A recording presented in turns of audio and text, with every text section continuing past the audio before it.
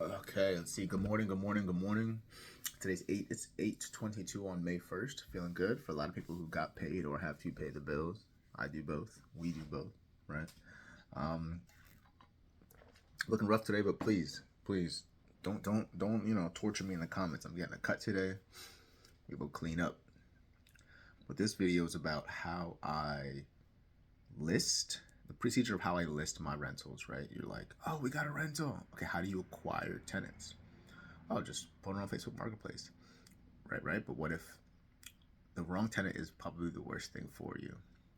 A tenant who breaks things, who's dirty, doesn't follow rules, who doesn't pay, had to be evicted. That is just headache, and the spreads on your real estate are so slim that having to deal with the eviction and not getting paid, that's 3 to 6 to maybe a year of not getting paid when your property monthly probably cash flows $200, $300, right? If you don't get paid for a year, you're in a hole, thousands and thousands and thousands, tens of thousands of dollars.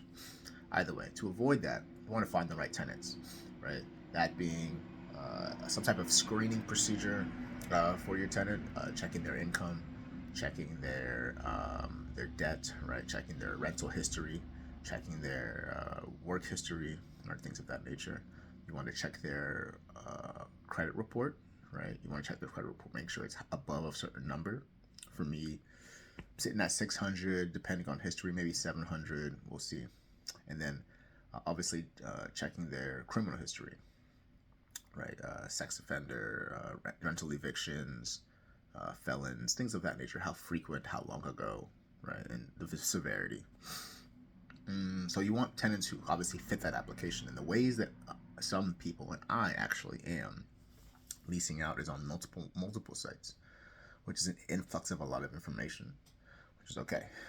So try to go to the free ones first, but then route them to your background screening, right? To make sure that everybody passes a certain criteria.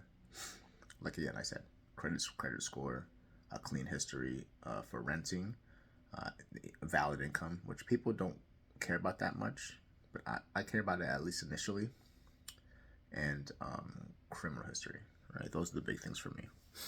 So we'll go from there. That is the procedure that I will say that to list them will be Facebook Marketplace is a good one. There you'll get a lot of feedback, especially initially, right? Just keep boosting yours. And I wouldn't recommend paying yet. Some use Hotpads, some use Craigslist. There's many things to do. I would recommend, at least what I'm doing right now, and we'll see what it is in the future. I would recommend Facebook Marketplace. And then I would also create an application on Zillow. The first application there on Zillow is free, right? So you just have to assign a specific email address to that zip code. Once you create your first rental, your first application, I believe the first 30 days are free. In an ideal situation, you get a tenant that passes the background checks within those 30 days, right? So anywhere you get your feedback from, say you get your Facebook Marketplace, you get your Hotpads, you get all these people are hitting you up. Say, hey, I appreciate the interest.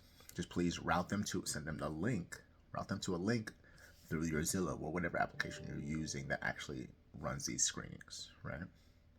That then routes them to Zillow, and they pass, and then from that point you can and they agree to the terms. You can then rent out at that pace. That's what I'm working on. See, this is the struggles and difficulties, hurdles of self-managing as opposed to hiring a property manager. You always want to build your business to sell, so I need to build in continued processes, and this is how I list my properties, right? And to recap, that is, I list them on all these free websites first, right? There's like Avail, Hotpads, Craigslist, Facebook Marketplace. If it's unfurnished, if it's furnished, maybe Furnished Finders, right? You have to pay for that one. That's like, I think that's like maybe over $100 a year, right? And then you route them to the first rental that you have through Zillow to pass that screening, and at that point you kind of go from there to see your pros and cons, right? So that's what I recommend. That's what we're gonna do, and we'll be able to find at least tenants who are qualified, right? And that's what we're looking for. All right, fellas, let's keep pushing.